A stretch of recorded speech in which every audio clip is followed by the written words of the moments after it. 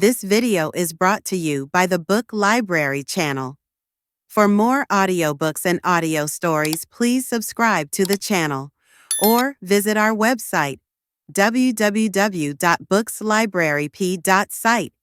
You can request any audiobook and we will publish it for you as a gift on the channel. Thanks.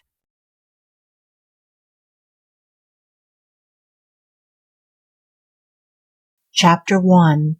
The Shining Gateway of Meditation.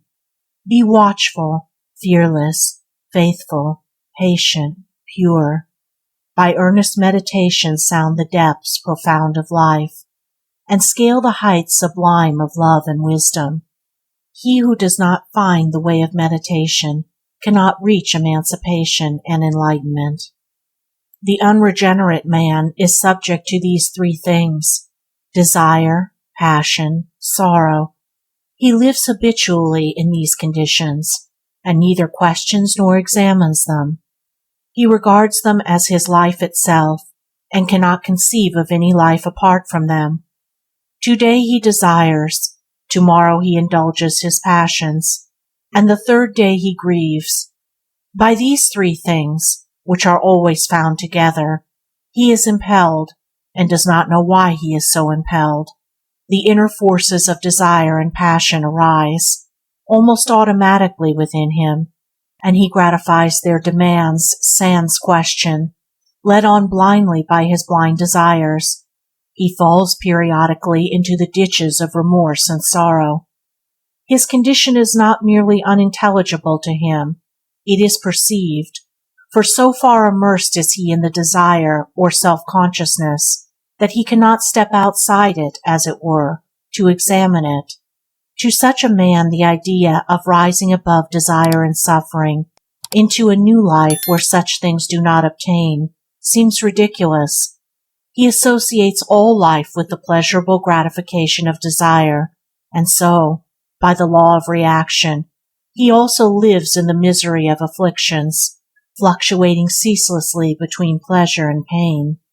When reflection dawns in the mind, there arises a sense, dim and uncertain at first, of a calmer, wiser, and loftier life, and as the stages of introspection and self-analysis are reached, this sense increases in clearness and intensity, so that by the time the first three stages are fully completed, a conviction of the reality of such a life and of the possibility of attaining it is firmly fixed in the mind.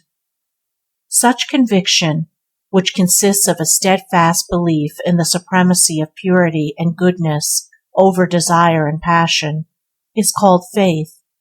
Such faith is the stay, support, and comfort of the man who, while yet in the darkness, is searching earnestly for the light, which breaks upon him for the first time in all its dazzling splendor and ineffable majesty, when he enters the shining gateway of meditation. Without such faith he could not stand for a single day against the trials, failures, and difficulties which beset him continually, much less be courageous to fight and overcome them, and his final conquest and salvation would be impossible.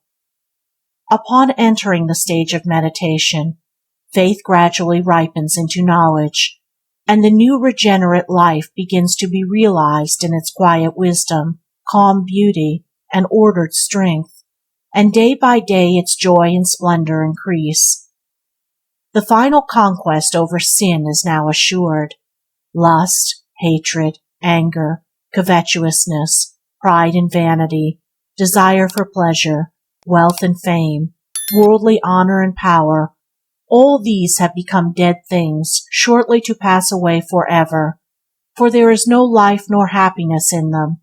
They have no part in the life of the regenerate one who knows that he can never again go back to them, for now the old man of self and sin is dead, and the new man of love and purity is born within him. He has become, or becomes, as the process of meditation ripens and bears fruit, a new being, one in whom purity, love, wisdom, and peacefulness are the ruling qualities, and wherein strife, envies, suspicions, hatreds, and jealousies cannot find lodgment. Old things have passed away, and behold, all things become new. Men and things are seen in a different light, and a new universe is unveiled. There is no confusion, as out of the inner chaos of conflicting desires, passions, and sufferings, the new being arises. There arises in the outer world of apparently irreconcilable conditions a new cosmos, ordered, sequential, harmonious, ineffably glorious, faultless in equity. Meditation is a process of both purification and adjustment. Aspiration is the purifying element, and the harmonizing power resides in the intellectual train of thought involved. When the stage of meditation is reached and entered upon, two distinct processes of spiritual transmutation is reached and entered upon. Two distinct processes of spiritual transmutation begins to take place, namely, 1. Transmutation of passion. 2. Transmutation of affliction. The two conditions proceed simultaneously, as they are independent, and act and react upon one another. Passion and affliction, or sin and suffering, are two aspects of one thing, namely, the self in man, that self which is the source of all troubles which afflict mankind. They represent power, but power wrongly used.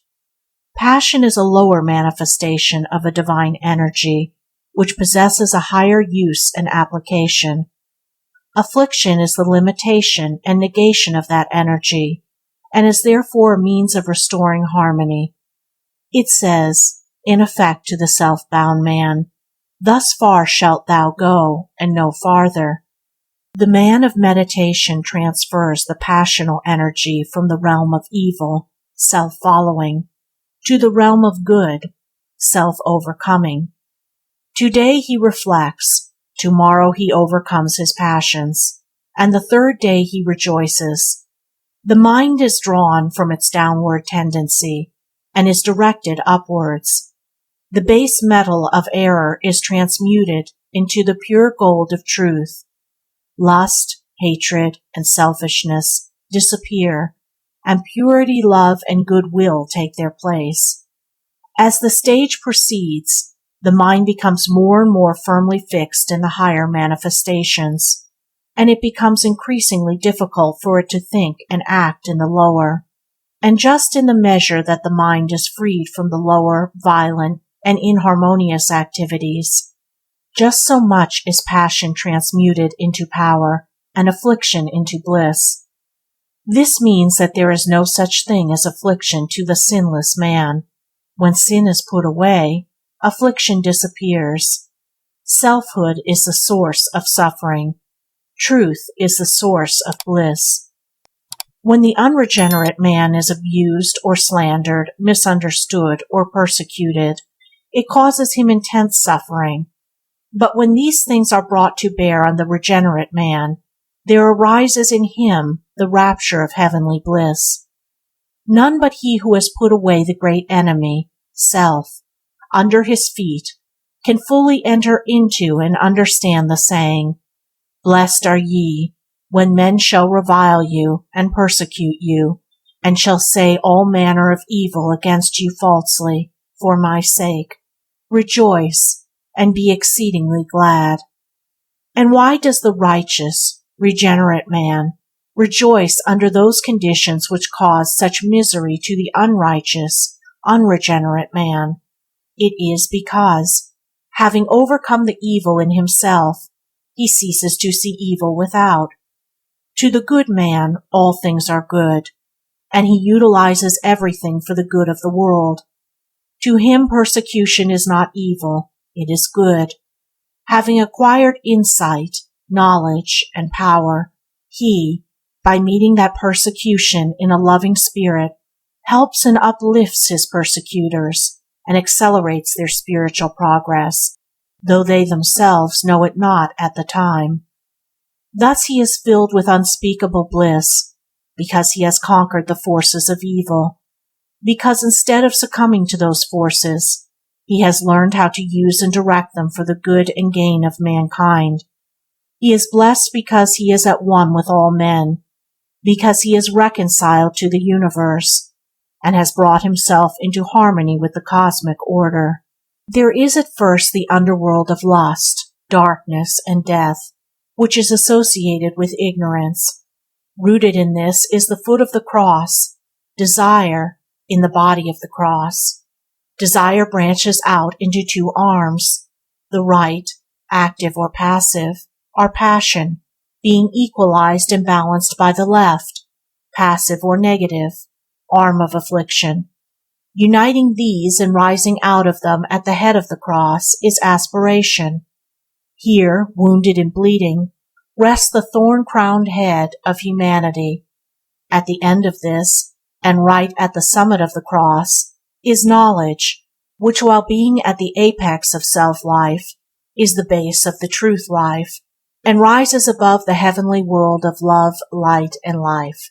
In this supremely beautiful world the regenerate man lives, even while living on this earth. He has reached nirvana, the kingdom of heaven. He has taken up his cross, and there is no more sin and sufferings. Desire and passion and affliction are passed away. Harmony is restored, and all that is bliss and peace. The cross is the symbol of pain. Desire is painful. Passion is painful. Affliction is painful. And aspiration is painful. This is why these things are symbolized by a cross which has two pairs of conflicting poles. Affliction is the harmonizing and purifying element in passion. Aspiration is the harmonizing and purifying element in desire. Where the one is, the other must be also. Take away the one, and the other disappears. Suffering or affliction is necessary to counteract passion. Aspiration or prayer is necessary to purge away desire. But for the regenerate man all things are ended. He has risen into a new life and a new order of things, the consciousness of purity, lacking nothing and being at one with all things.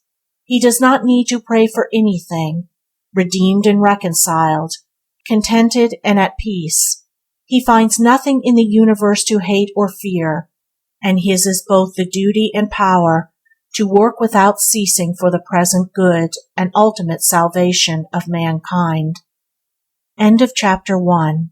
Recording by Andrea Fiore. Chapter 2. Temptation. I know that sorrow follows passion. Know that grief and emptiness and heartache wait upon all earthly joys. So I am sad. Yet truth must be, and being can be found. And though I am in sorrow, this I know, I shall be glad when I have found the truth. The only external tempters of man are the objects of sensation. These, however, are powerless in themselves, unless they are reflected in his mind as desirable objects to possess. His only enemy, therefore, is his coveting of the objects of sensation.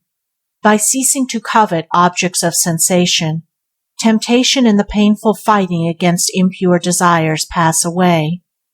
This ceasing to covet objects of sensation is called the relinquishing of desire. It is the renunciation of the inner defilement, by which a man ceases to be the slave of outward things and becomes their master.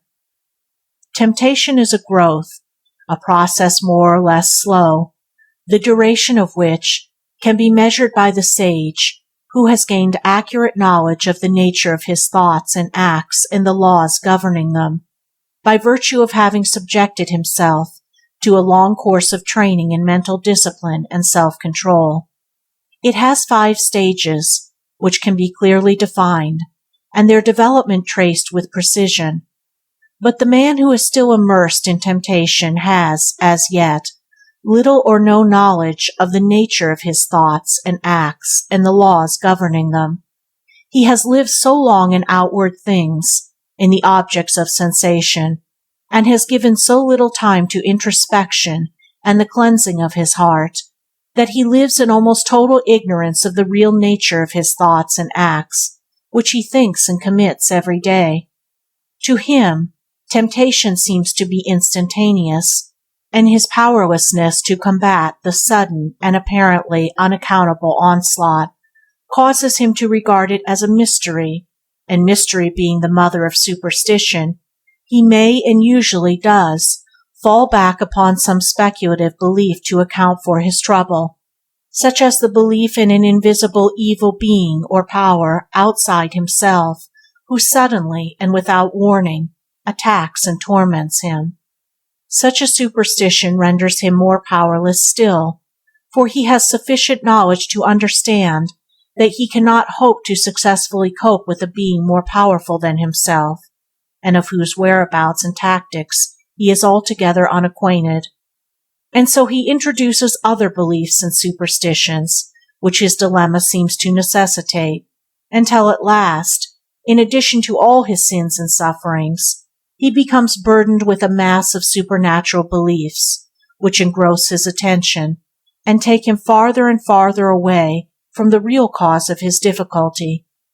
Meantime, he continues to be tempted and to fall, and must do so by self-subjugation and self-purification, until he has acquired the ability to trace the relation between cause and effect in his spiritual nature, when, with purified and enlightened vision, he will see that the moment of temptation is but the fulfillment of those impure desires which he secretly harbors in his own heart, and later, with a still purer heart, and when he has gained sufficient control over his wandering thoughts to be able to analyze and understand them, he will see that the actual moment of temptation itself has its inception, its growth, and its fruition.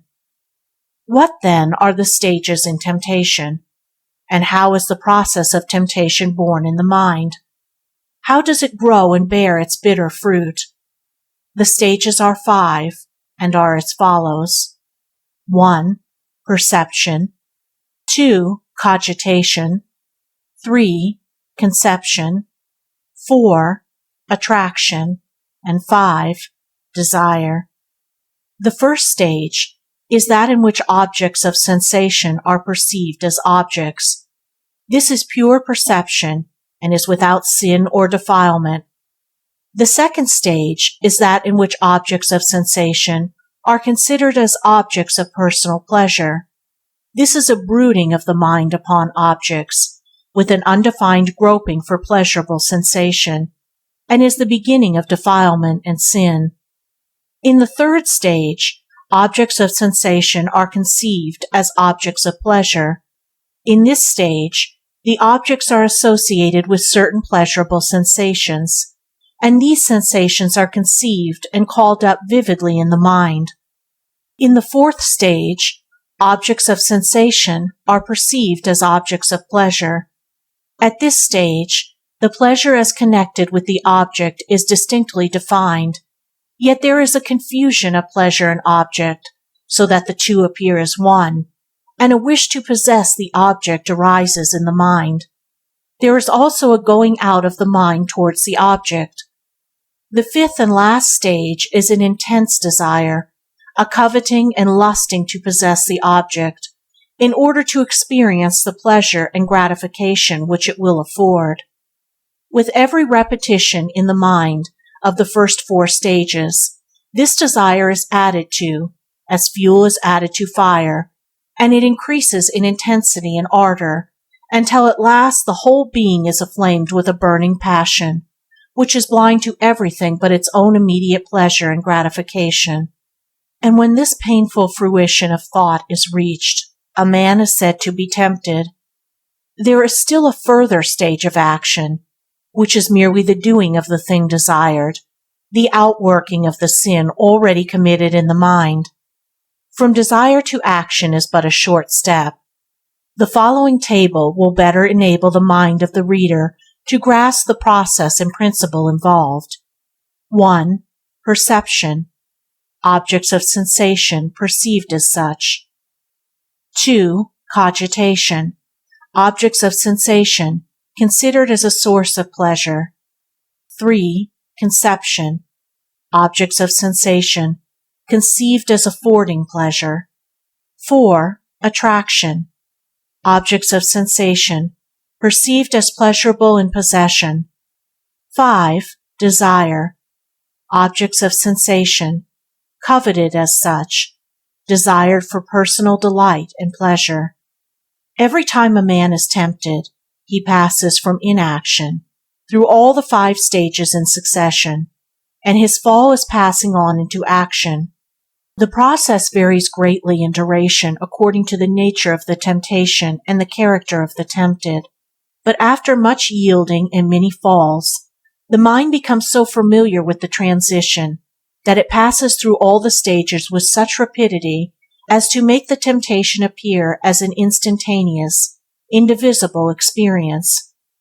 The sage, however, never loses sight of the duration of time occupied in the process of temptation, but watches its growth and transition, and just as the scientist can measure the time occupied in the transition of sensation from the brain to the bodily extremities, or from the extremities to the brain, which ordinarily appears not to occupy duration, so the sage measures, though by a different method, the passage from pure perception to inflamed desire in a sudden experience of temptation. The knowledge of the nature of temptation destroys its power, or rather its apparent power, for power exists in holiness only. Ignorance is at the root of all sin, and it fades away when knowledge is admitted into the mind. Just as darkness and the effects of darkness disappear when light is introduced, so sin and its effects are dispersed when knowledge of one's spiritual nature is acquired and embraced. How then does the sage avoid sin and remain in peace? Knowing the nature of sinful acts, how they are the result of temptation, knowing also the nature of temptation, how it is the end and fruition of a particular train of thought, he cuts off that train of thought at its commencement, not allowing his mind to go out into the world of sensation, which is the world of pain and sorrow. He stands over his mind, eternally vigilant, and does not allow his thoughts to pass beyond the safe gates of pure perception. To him, all things are pure, because his mind is pure. He sees all objects, whether material or mental, as they are, and not as the pleasure seeker sees them, as objects of personal enjoyment, nor as the tempted one sees them, as sources of evil and pain. His normal sphere, however, is that of inaction, which is perfect holiness and rest.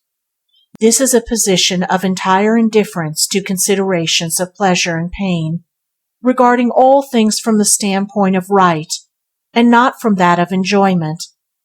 Is then the sage, the sinless one, deprived of all enjoyment? Is his life a dead monotony of inaction, inertia?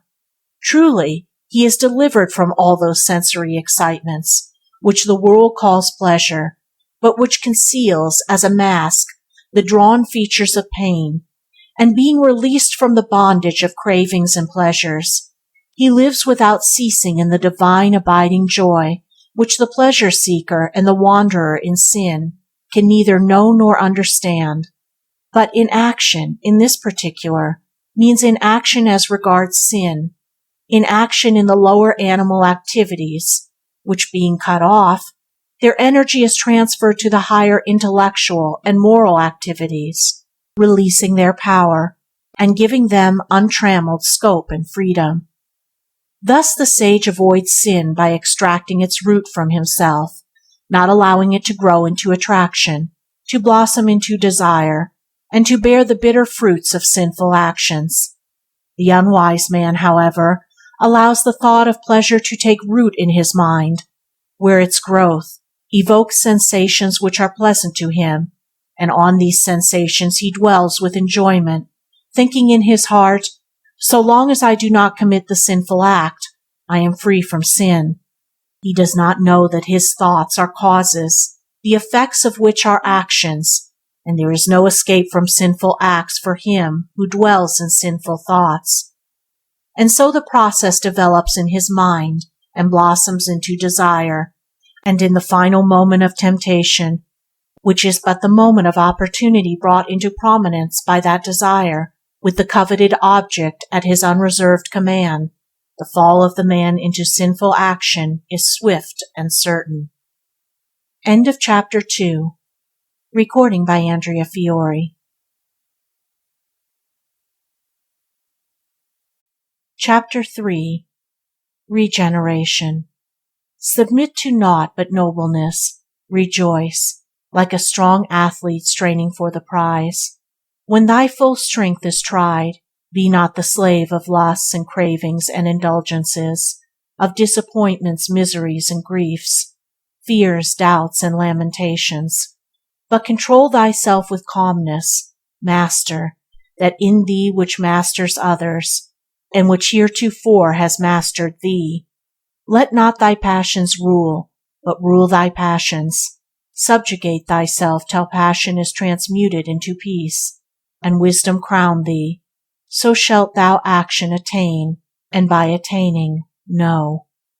Having considered and examined the nature of temptation in its 5 interdependent stages, let us now turn to the process of regeneration, and also consider its nature, so that the reader who has already received some measure of enlightenment may be still further guided in his strenuous climbing towards the perfect life. The 5 stages in regeneration, already enumerated, are: 1. Reflection, 2. Introspection, 3. Self-analysis, 4. Meditation, and 5. Pure perception. The first stage in a pure and true life is that of thoughtfulness. The thoughtless cannot enter the right way of life. Only the reflective mind can acquire wisdom. When a man, ceasing to go after enjoyment, brings himself to a standstill in order to examine his position, and to reflect upon the condition of the world and the meaning of life, then he has entered upon the first stage of regeneration. When a man begins to think seriously, and with a deep and noble purpose in view, he has stepped out of the broad way where the thoughtless and the frivolous clutch at the bubbles of pleasure, and has entered the narrow way where the thoughtful and the wise comprehend eternal verities. Such a man's liberation from sin and suffering is already assured, for though he is, as yet, surrounded by much uncertainty, he is already releasing a foretaste of the peace which awaits him. His passions, though still strong, are quieter, his mind is calmer and clearer, his intercourse with others is purer and graver, and in his moments of deepest thought he sees, as in a vision, the strength and calmness and wisdom which he knows will one day be his well-earned possessions. Thus he passes on to the second stage. Reflecting day by day with ever-increasing earnestness upon life in all its phases, he comes to perceive the passions and desires in which men are involved, and realizes the sorrows which are connected with their strangely ephemeral existence. He sees the burning fevers of lusts and ambitions and cravings for pleasure, and the chilling agues of anxieties and fears, and the uncertainty of slowly approaching death, and he aspires to know the meaning of it all, is eager to find the source and cause of that which seems so sorrowful and inexplicable. Recognizing himself as a unit in humanity, as one involved in like passions and sorrows with all other men, he vaguely understands that somehow the secret of all life is inevitably bound up with the neophyte, the mind purified, calmed, and his own existence, and so, unsatisfied with the surface theories which are based on observation only, and which still leave him subject to passions and sorrows, and the prey of anxieties and fears, he turns his thoughts inwardly upon his own mind, thinking perchance that the wished-for revelation of wisdom and peace awaits him there. Thus he becomes introspective, and so he passes on to the third stage. When the introspective habit is fully ripened and acquired, there is called upon in the mind a subtle process of inductive thought, by the aid of which the innermost recesses of the man's nature, and therefore of all humanity, begin to unveil themselves and yield up their secrets to the penetrating insight of the patient searcher, who, unraveling now the tangled threads of thought, and tracing out the warp and woof of the web of life as it is woven in the mental processes and by the swift flying shuttle of thought, begins for the first time to somewhat clearly comprehend the inner causes of human deeds and the meaning and purpose of existence. As this purpose of thought is proceeded with, the desires and passions are purified away from the mind, the calmness necessary to a right perception of truth is acquired, and gradually the fixed principles of things are presented to the comprehension, and the eternal laws of life are coherently grasped by the understanding. And now, quietly, and almost as imperceptibly as the soft light of dawn stealing upon the sleeping world, controlled, passes into the fourth stage, and opens his long sleeping eyes upon the rising light of truth. He becomes habitually meditative, and in meditation he finds the master key which unlocks the door of knowledge.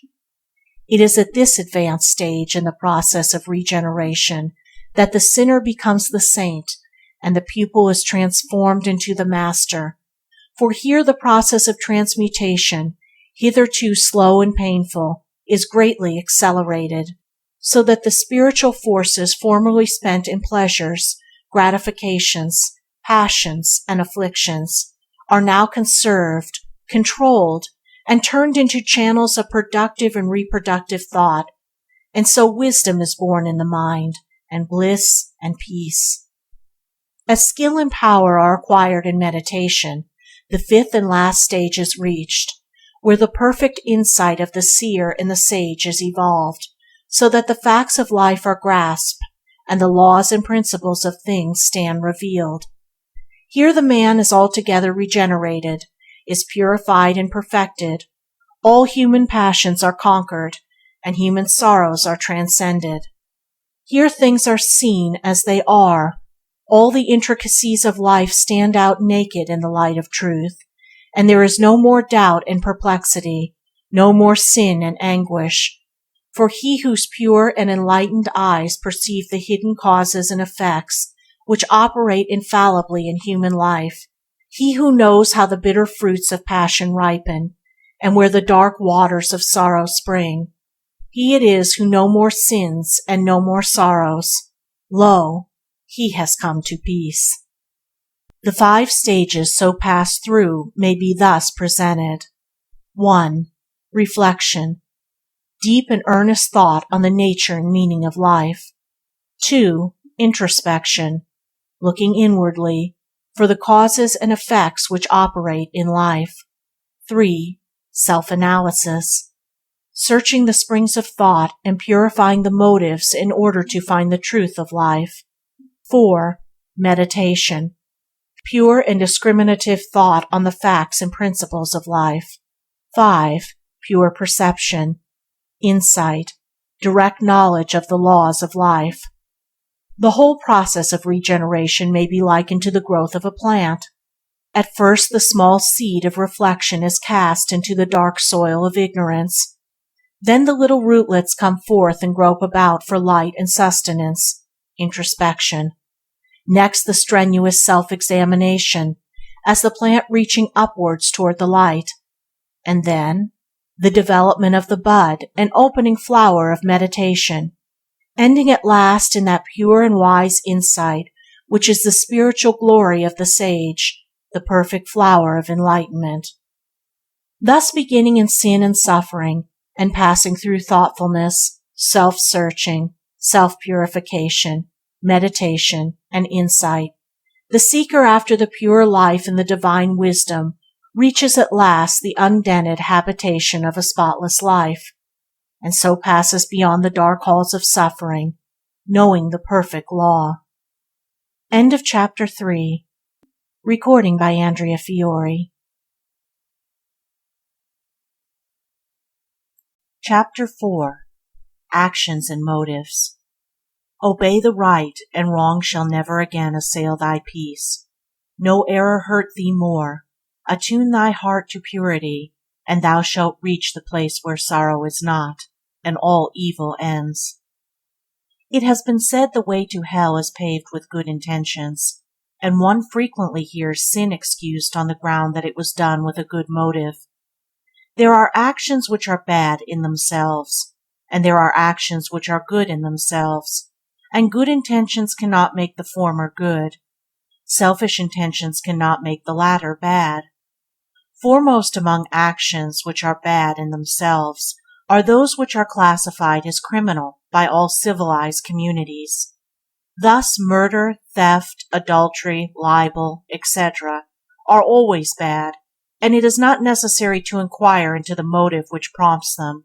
Black and white remain black and white to all eternity, and are not altered by specious argumentations. A lie is eternally a lie, and no number of good intentions can turn it into a truth. If a man tells a lie with a good intention, he has none the less uttered a lie. If a man speak the truth with a selfish intention, he has none the less spoken the truth. Beside those actions above mentioned, there are others which, while not classified by the law of the land as criminal, are yet recognized as wrong by nearly all intelligent people. Actions pertaining to social and family life, and to our everyday relations with our fellow men. Thus, when a child willfully violates its duty to its parents, the father does not stop to inquire into the motives of the child, but metes out the due correction, because the act of disobedience is wrong in itself. The reader may here ask, in being taught then to regard the motive, the condition of heart, as all important, and the act as secondary, have we been taught wrongly? No, you have not. The motive is all important, for it determines the nature of the act, and here we must distinguish between intentions and motives. When people speak of good and bad motives, they nearly always mean good or bad intentions. That is, the action is done with a certain object, good or bad, in view.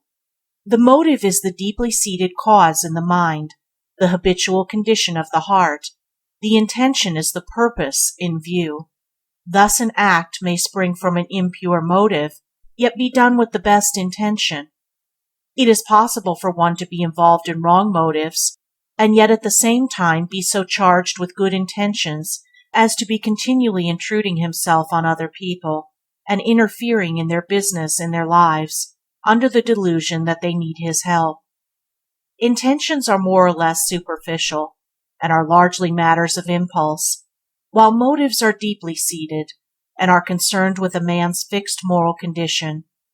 A man may do an action today with a good intention, and in a few weeks' time do the same action with a bad intention, but in both instances, the motive underlying the action will be the same.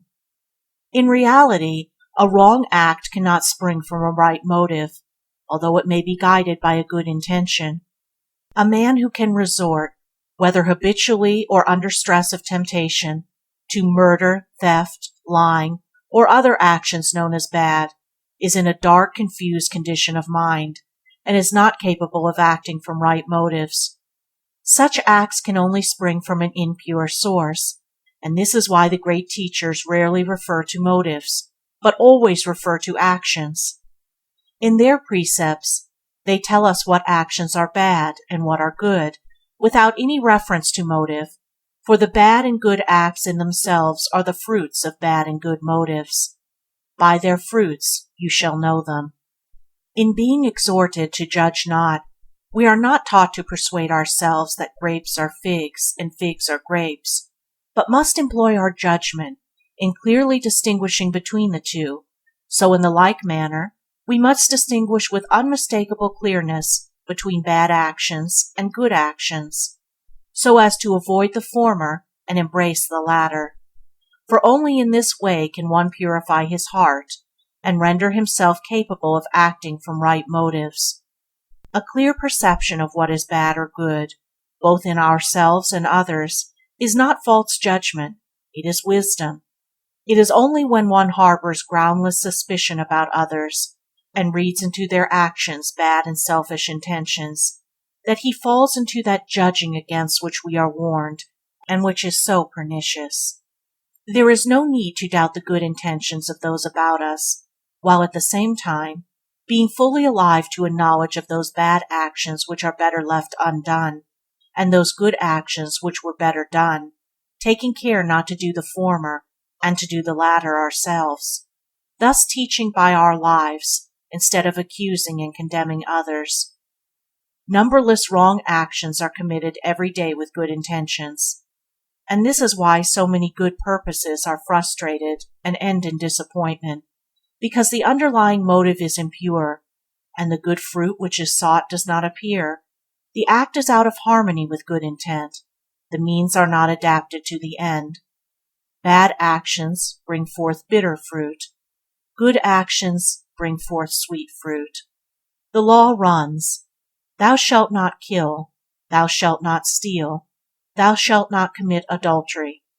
Not, thou shalt not kill, steal, or commit adultery with a bad motive. Wrong actions are always accompanied with self-delusion, and the chief form which such self-delusion assumes is that of self-justification. If a man flatter himself that he can commit a sinful act, and yet be free from sin because he is prompted by a pure motive, no limit can be set to the evil which he may commit. It will be found that bad actions, in the majority of instances, are accompanied with good intentions. The object of the slanderer generally is to protect his fellow men from one another.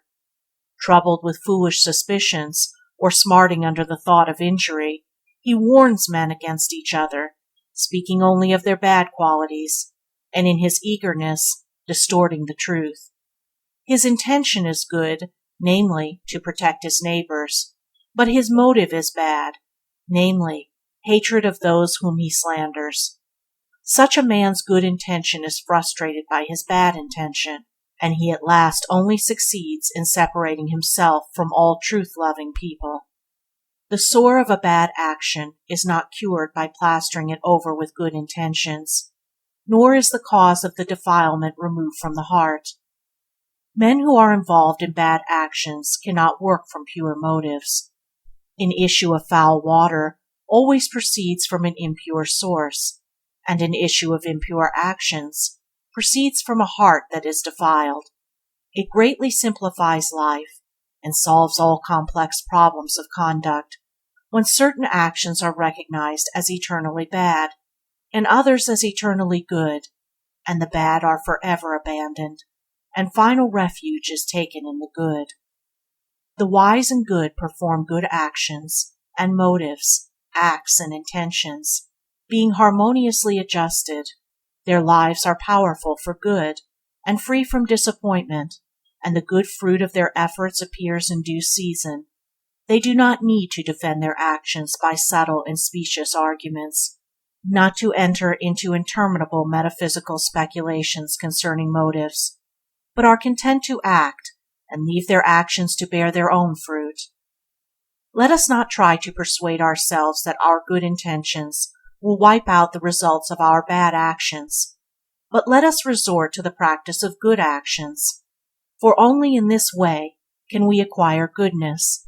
Only thus can the life be established on fixed principles, and the mind be rendered capable of comprehending and working from pure motives.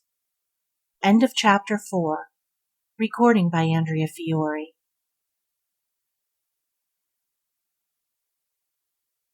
Chapter 5. Morality and Religion.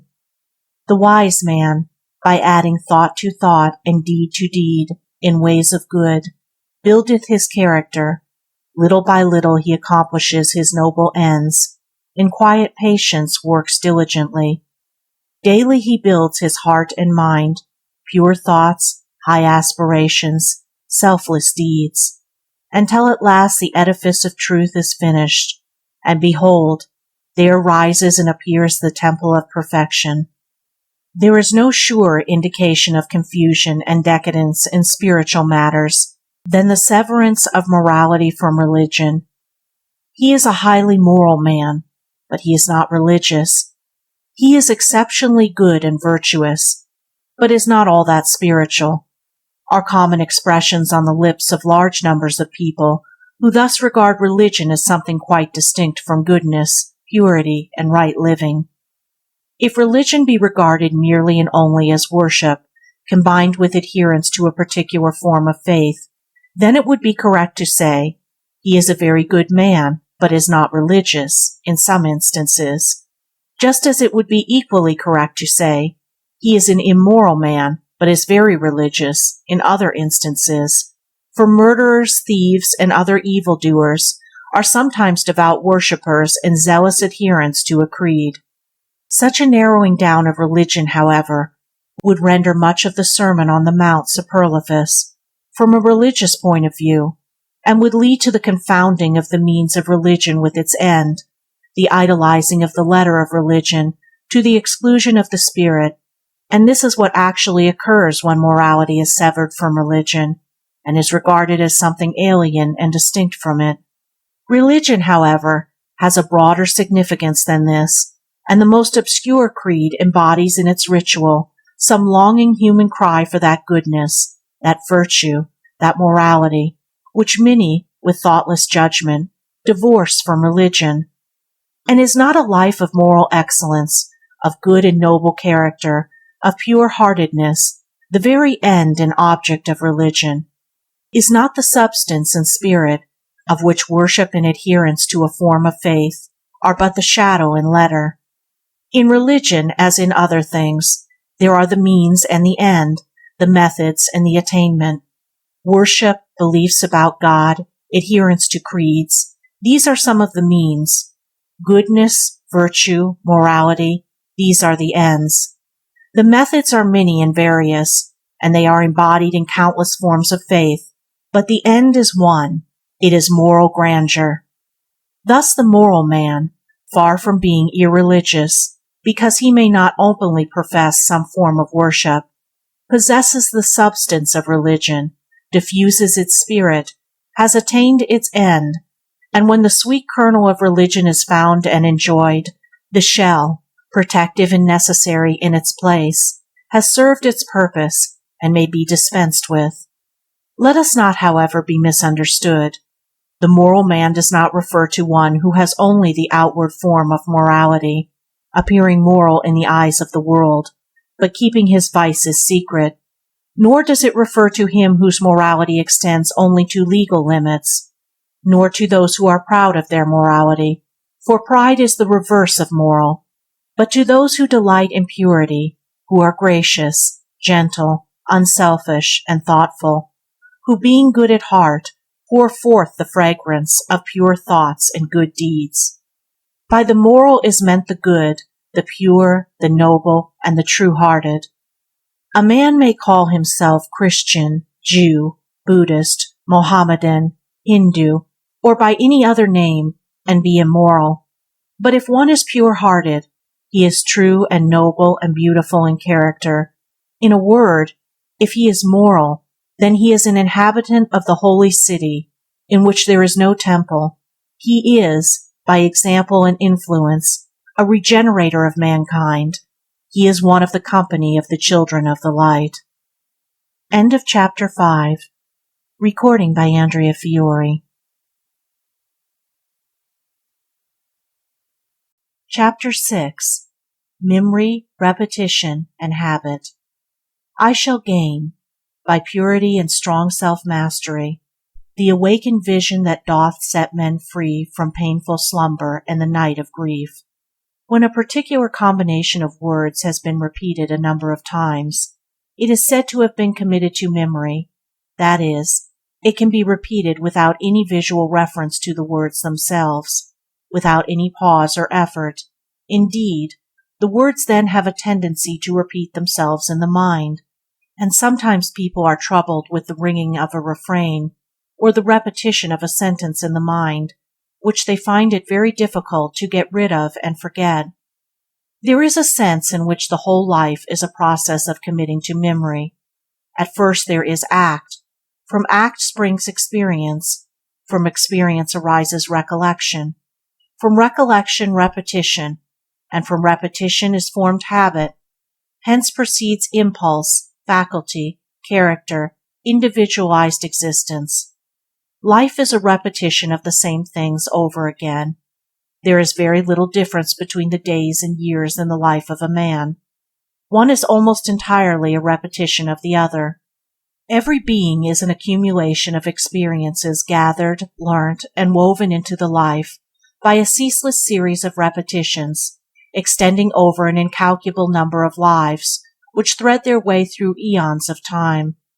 The life of a man, from the germ cell to maturity, is a repetition, in synthesis, of the entire process of evolution.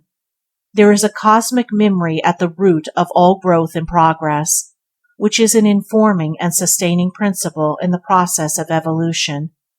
The sensuous memory of man is fickle and ephemeral, but the supersensuous memory, which is inherent in all matter, building up forms and faculty, is infallible in its reproduction of experiences.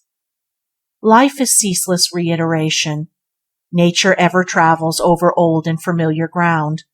Man is daily repeating that which he has learnt through the schools of experience, in which the lessons acquired may have long been forgotten, but the acquired habit is not forgotten. It is carried forward and continues to act. The unconscious and automatic ease which marks the play of faculty is not the ready-made mechanism of an arbitrary creator. It is a skill acquired by practice. It is the consummation of millions of repetitions of the same thought and act. Thoughts and deeds long persisted in become at last spontaneous impulses. It is a profound truth that there is nothing new under the sun. It is possible and highly probable that, in the round of eternity, even all our modern inventions and mechanical marvels have been produced innumerable times on this and in other worlds. In this world, new combinations of matter appear from time to time, but are they new in the universe? Who dare say that, in the mind which overarches eternity, the cosmic memory is not reproducing things long since fashioned out of itself? Nothing can be added to or taken from the universe. Its matter can neither be increased nor decreased. Chemical combinations of matter vary, but matter itself cannot vary. Life likewise does not change. In the forms of life there is continuous flux, but in the principle of life there is no increase or diminution. Forms come forth only to retreat and disappear, but that which disappears is not lost. The memory of it is retained, and it continues to be repeated. Eternal disintegration is balanced by eternal restitution. The mind of man is not separate from the eternal mind. In its daily repetitions is indelibly written the record of all its past. Character is the accumulation of deeds. Each man is the last reckoning in the long sum of evolution, and there is no falsification of the account. The mind continues to automatically perform the habit which encloses a million repetitions of the same deed. Compared with this ineffaceable, unconscious memory, the memory of 80 years and 10 is as a fading vapor to an Egyptian pyramid. The tendencies, impulses, and habits of which a man is a victim are the repetition of his accumulated deeds. They enfold the destiny which he has wrought. The grace, goodness, and genius which a man exhibits without conscious effort are the fruits of the accumulated labors of his mind. He repeats with ease that which was learned by painful labor. The wise man sees a reflection of himself in the fate which overtakes him. Life flows in channels. Every man is in a rut. Men tell their fellows to get out of their ruts, but they themselves are in ruts of another kind. The flow of law, of nature, cannot be avoided, but it can be utilized. We cannot avoid ruts, but we can avoid bad ones. We can follow along good ones. In their training and education, the children of today are strictly confined to ways which are worn by the feet of 1,000 generations.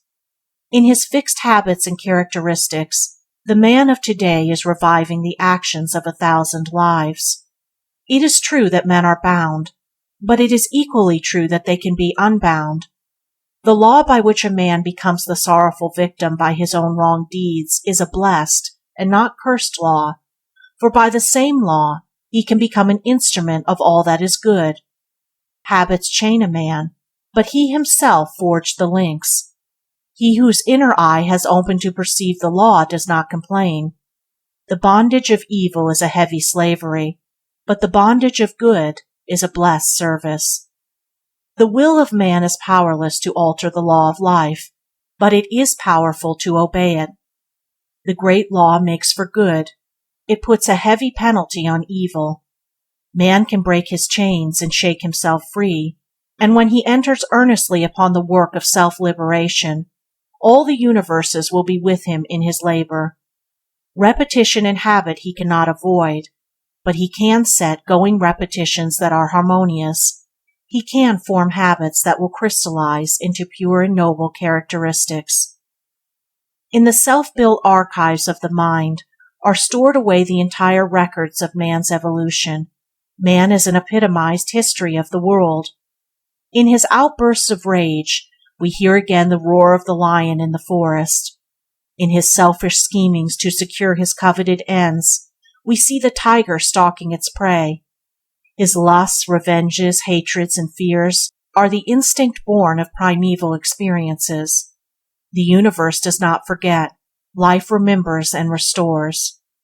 Between the sensuous and the supersensuous worlds is the Lethean stream, the river of forgetfulness. Only he who has passed into the supersensuous world, the world of pure goodness, remembers with the memory of life which transcends a million deaths. Only he whose will obeys the universal will, whose heart is in harmony with the cosmic order, receives the vision which pierces through the veil of time and matter, and sees the before and the beyond. Man quickly forgets, and it is well that he forgets. The universe remembers and records. The repetition of an evil deed is its own retribution. The repetition of a good deed is its own reward. The deepest punishment of evil is evil. The highest reward of good is good. When a deed is done, it is not ended, it is but begun. It remains with the doer, to curse him if evil, to bless him if good. Deeds accumulate by repetition, and they remain as character, and in character is both curse and blessing. Suffering inheres in the discordant repetition of evil. Bliss inheres in the rhythmic repetitions of good. Seeing that we cannot escape the law of repetition, let us choose to do things which are good, and as one establishes habits of purity, the divine memory will be awakened within him. End of Chapter 6. Recording by Andrea Fiore. Chapter 7. Words and Wisdom. I would find where wisdom is, where peace abides, where truth, majestic, chainless, and eternal, stands untouched by the illusions of the world. For surely there is knowledge, truth, and peace for him who seeks. Thoughts, words, acts, these combine to make up the entire life of every individual. Words and acts are thoughts expressed. We think in words. In the process of thinking, words are stored up in the consciousness, where they await expression and use as occasion may call them forth. Words fit the mind which receive them. They are the tally of the intellect which uses them. The meaner the mind, the more meager is the vocabulary. A limited and a capacious intellect alike expresses itself through a limited and an extensive use of words. A great mind expresses itself by the vehicle of flowing and noble language. Words stand for conceptions. Conceptions are embodied in words. At the moment that a conception is formed in the mind, its corresponding word arises in the thought. Conceptions and words cannot be hidden away indefinitely.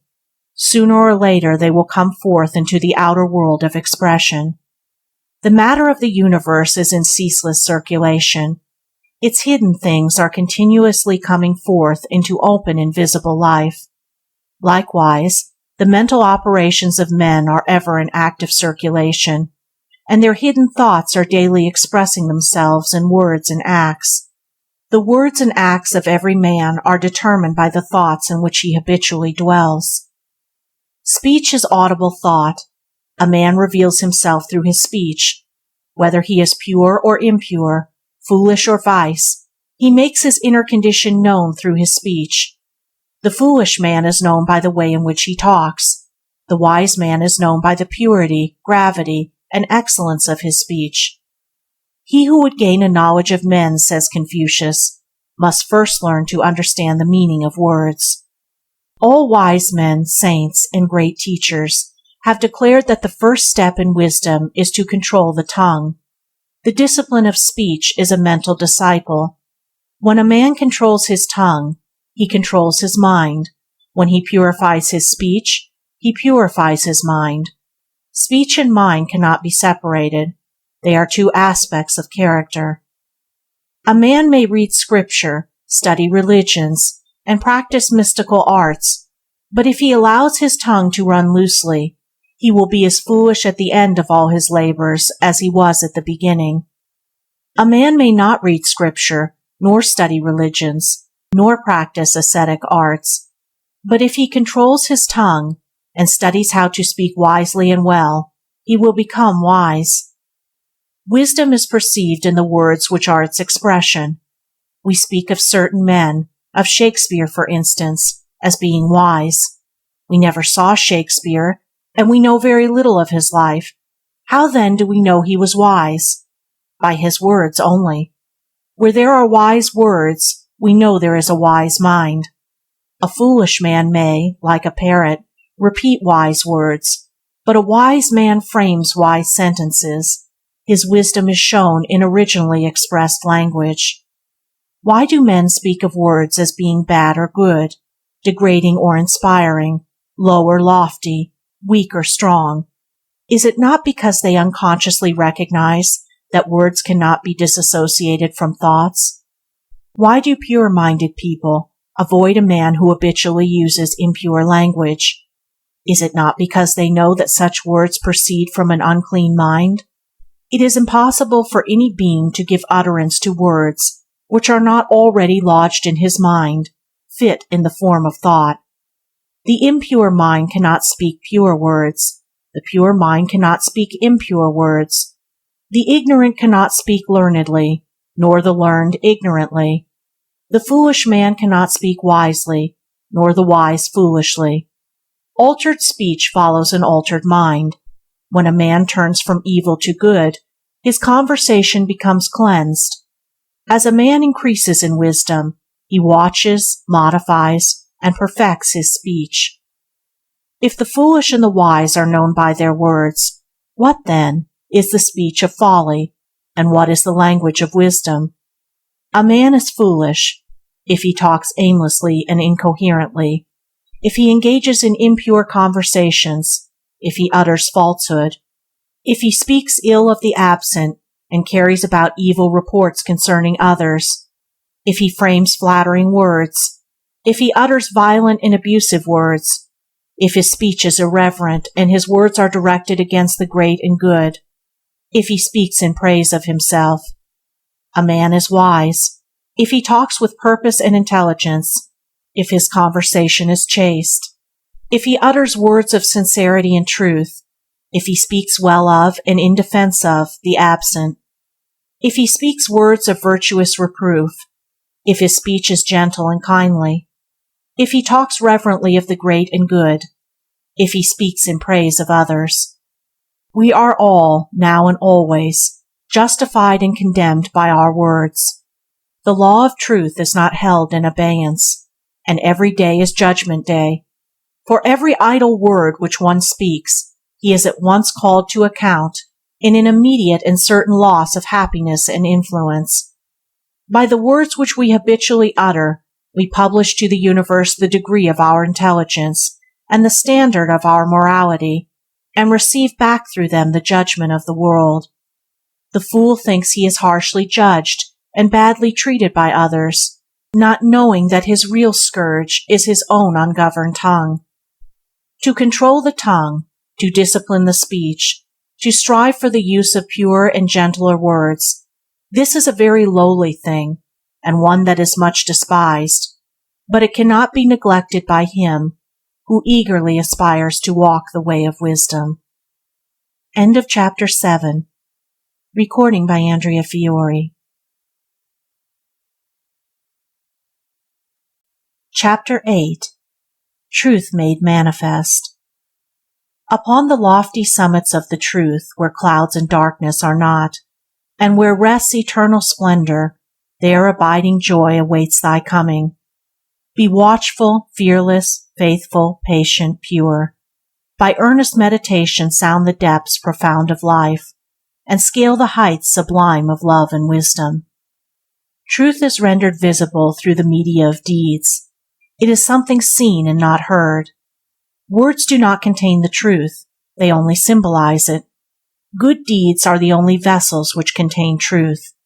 It has been frequently said that being must precede doing. Being always does precede doing, but being and doing cannot be arbitrarily separated. A man's deeds are the expression of himself. Acts are the language of reality. If a man's inner being is allied to truth, his deeds will speak it forth. If with error, his deeds will make manifest that error. No man can hide what he is. He must necessarily act, and every time he acts, he reveals himself. In the light of reality, no man can deceive humanity or the universe, but he can deceive himself. Deeds of purity, love, gentleness, patience, humility, compassion, and wisdom are truth made manifest. These qualities cannot be contained between the covers of a book, but only the words which refer to them. They are life. Deeds of impurity, hatred, anger, pride, vanity, and folly are error making itself known. A man's deeds are the publication of himself to the world. Truth cannot be comprehended through reading, but only by correcting and converting oneself. Precepts are aids to the acquirement of wisdom, but wisdom is acquired only by practice. If a man would know what measure of truth he possesses, he should ask himself, "What am I? What are my deeds?" Men dispute about words, thinking that truth is heard and read. Truth is neither heard nor read, it is seen. Good deeds are the visible embodiments of truth.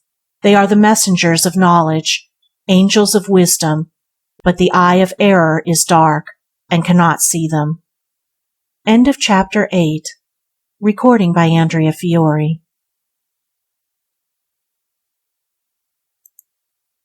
Chapter 9. Spiritual Humility.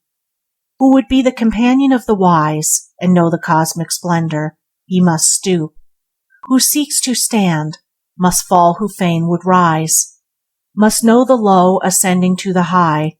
He who would know the great must not disdain to diligently wait upon the small. He wisdom finds who finds humility. Through the sacred scriptures of all religions there runs, like a silver thread, the teachings of humility. Not only all the scriptures, but the sages of all time, have declared that only through the portal of humility is it possible for man to enter into the possession of the life of truth. And as that life is entirely of a spiritual nature, so the humility that leads to it is purely and absolutely spiritual, and being such, it can never be materialized. It can never be embodied in a dogma or laid down as a formula. It is not an outward thing, nor does it consist of that practice of self-abasement that has usurped its name. But priests have taught, and many have been led to believe, that self-deprecation is true humility, while in reality it is extreme antithesis. Self-deprecation is self-degradation. It is even a sort of self-destruction. It is spiritual suicide. The man who believes that all his righteousness is as filthy rags, that there is no good thing in him, and that he can never rise by any effort of his own, is by that very attitude of his mind rendering himself impotent. He is strangling the spirit. He is undermining and disintegrating all that is highest and noblest in his character. Instead of building up his character, he is engaged in despoiling it. As a man thinketh in his heart, so is he. What our thoughts are, such are our characters. We are in reality beings composed of thoughts. Thoughts are the bricks which we are continually laying down in the building of our souls. If we put a large percentage of rotten bricks into a building, we shall build but a miserable hovel, and every self-deprecating thought is a brick that is already crumbling. It will be found to be a rule, marvelously accurate in its application, that those who continually live in this attitude of self-deprecation are throughout life, or at any rate, until they strike a nobler attitude, wretched failures. I can bring to my mind many such men that I have known. How can it be otherwise? How can a man who has no faith in himself ever win the confidence of others, or accomplish anything worthy? Moreover, such a man cannot possibly have, any faith in human nature. Despising himself, he despises all, and as a result, by the unerring law of cause and effect, all men despise him. Yet it is a strange fact that the men who maintain this faith-destroying attitude of mind invariably profess to have the greatest faith in God, look upon it as an infallible witness to their superior spiritual faith. But I ask this question: does not true faith, like true charity, begin at home? In the growth of the soul, faith in oneself comes first, next faith in human race, and finally faith in God.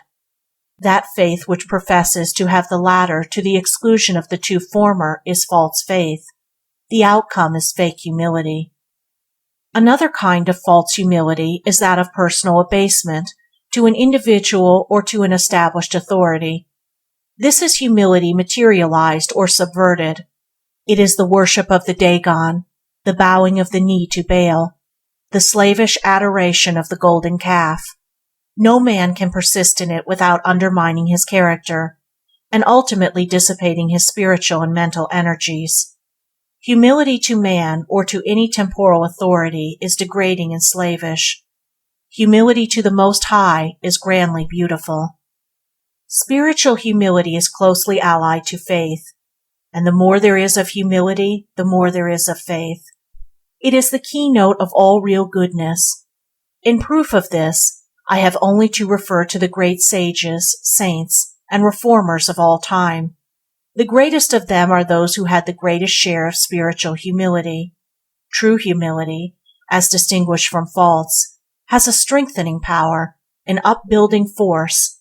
It inspires and invigorates the soul, spurring it to greater and ever greater endeavor. Of what, then, does this humility consist? Is it the bending of the knee to ask personal favors of the deity? Is it the blind petitioning of God to accomplish for us our petty and narrow designs?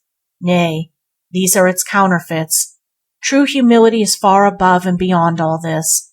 It is the deepest and holiest aspiration of the human heart, where deep within, hidden from all sacrilegious gaze, it works, a silent mighty power, purifying, transforming, the man of flesh and self. Entering its solitary grandeur, the alienated soul returns to the footstool of its God and bathes in blissful rapture in the light of his all-embracing love. It is a state that can only be entered into by rising above one's lower self. It is, in fact, the submergence of the self in the non-self, the submission of passion and intellect to the supreme. It is the attitude of a human soul adoring its highest conception.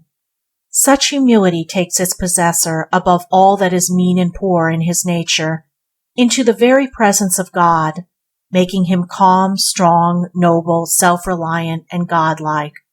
It is the wine of life to all aspiring souls.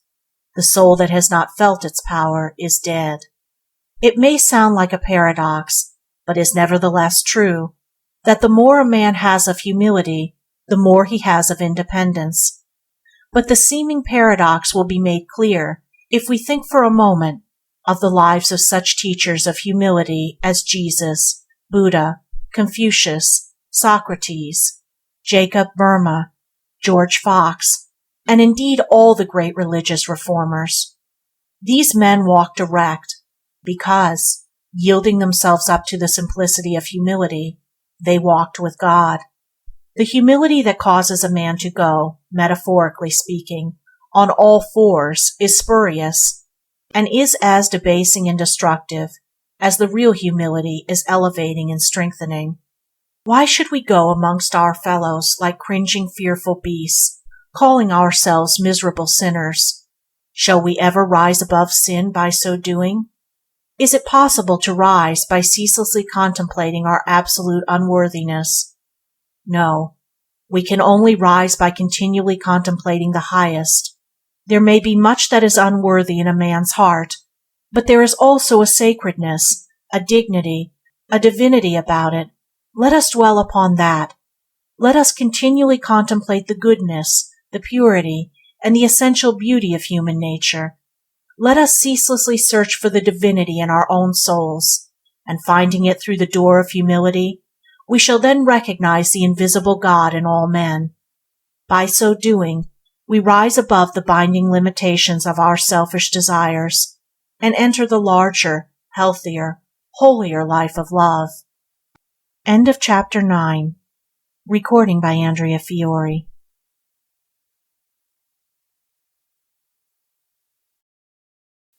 Chapter 10. Spiritual Strength. All things are holy to the holy mind. All uses are legitimate and pure. All occupations blessed and sanctified, and every day a Sabbath. A clear and firm head must precede and accompany a clear and gentle heart. Without the first, the second is impossible, for the qualities of purity and gentleness can only be reached through a clear perception of right and wrong, and by the exercise of an irresistible will. The strength of a powerful animal, or of that animal force in man, which enables him to gain the victory over others by attack and resistance, is weakness compared with that quiet, patient, invincible will by which a man overcomes himself and tames to obedience and trains to the service of holy purposes the savage passions of his nature. Every dog can bark and fight, and every foolish man can rail, abuse, fence with hard words, and give way to fits of bad temper. These things are easy and natural to him, and require no effort and no strength. But the wise man puts away all such follies, and trains himself in self-control, trains himself to act unerringly from fixed principles, and not from the fleeting impulses of an unstable nature. He who succeeds in so training himself is able to train others, in a small degree by precept, but largely and chiefly by practice or example, for it is preeminently the prerogative of the wise to teach by their actions. The mockeries of Herod, the accusations of Thai people, and the fanatical persecutions of the priests have all failed to draw from Jesus the word of complaint, bitterness, or self-defense. Such sublime acts of silence and self-control continue to reach, for ages, both individuals and nations, with far greater power and effect than all the words and books uttered and written by the world's vast army of priests and learned commentators. To retaliate and fight belongs to the animal in man, as it belongs to the beast of the forest. But to refuse to be swayed from the practice of a divine principle by any external pressure, to stand firm and unalterable in goodness and truth alike amid blame and praise, this belongs to the divine in man and in the universe. To alter one's conduct in order to please others, or to avoid their censure or misunderstanding, can never lead to spiritual strength.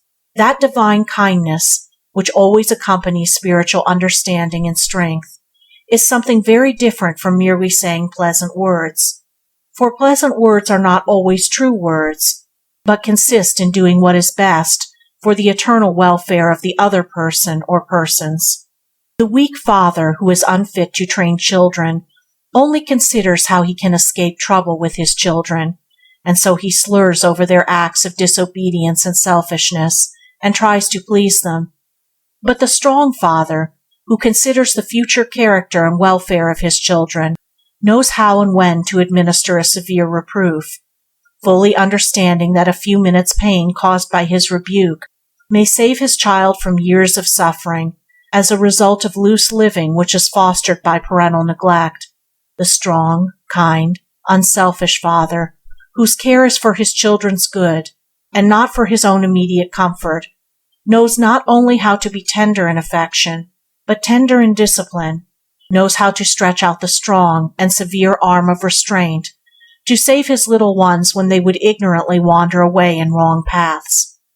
So the man of spiritual strength cannot be merely a weak framer of smooth words, but a doer of right actions, an utterer of words that are vital and true, and therefore eternally kind. The spiritually weak man shrinks from right when it is brought, as by its nature it must be brought, in opposition to his desires, and he embraces sin because it is pleasant. The spiritually strong man shrinks from sin, more especially when it is presented to him in a pleasant garb, and embraces right, even though by so doing he will bring upon himself the odium of those who are ignorant of divine principles and their beneficent application.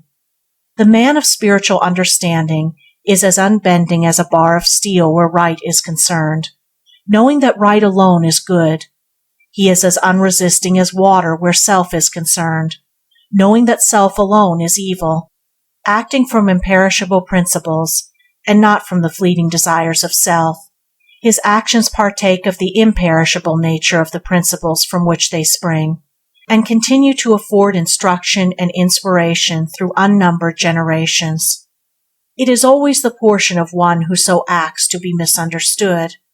The majority live in their desires and impulses, following them blindly as they are brought into operation by external stimuli, and do not understand what is meant by acting dispassionately from right and fixed principles, with entire freedom from self-interest. Such will necessarily misunderstand and misjudge the right doer, regarding him as cold and cruel in his unbearing adherence to right, or as weak, cowardly in his quiet refusal to passionately defend himself.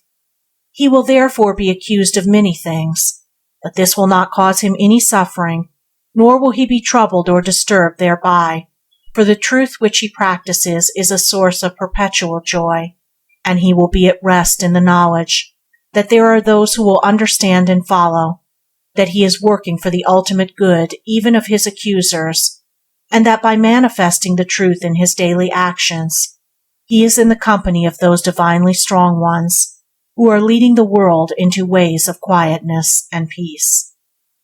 End of chapter 10. Recording by Andrea Fiore. www.andreafiore.name. End of The Shining Gateway by James Allen.